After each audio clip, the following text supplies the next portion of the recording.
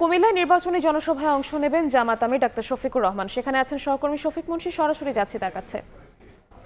শফিক, আপনারা সকলেই কুমিল্লা 6 আসনে কুমিল্লা টাউন হল মাঠ লোকে লোকারণ্য অবস্থা।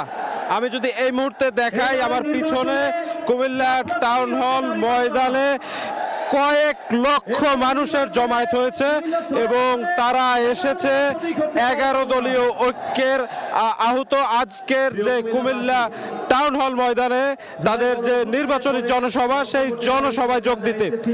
যতদূর চোখ যায় শুধুই মানুষ আর মানুষ।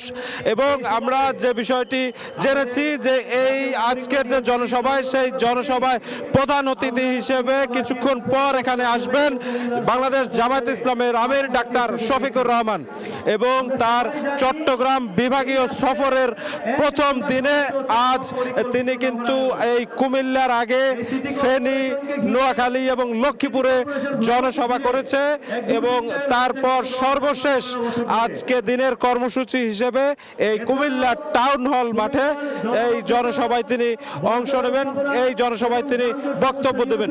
তিনি কিন্তু ইতোমধ্যে সকাল থেকে এই অঞ্চলের মানুষদের জন্য তার নানা পরিকল্পনার কথা তুলে ধরেছেন।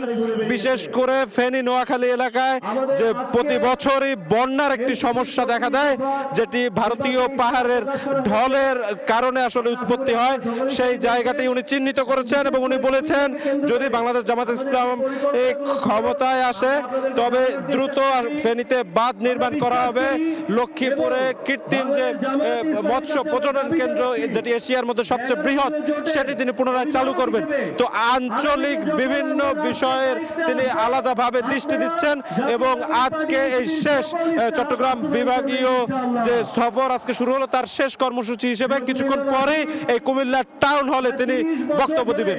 তো এই ছিল আমার কাছে কুমিল্লা টাউন হল প্রাঙ্গণ থেকে বাংলাদেশ জামাত ইসলামী সহ 11 দলের ঐক্যজোট আহত আজকের যে নির্বাচনী জনসভা সেই জনসভার সর্বশেষ খবর। কুমিল্লা থেকে সরাসরি যুক্ত হয়েছিলেন সহকর্মী শফিক মুন্সি।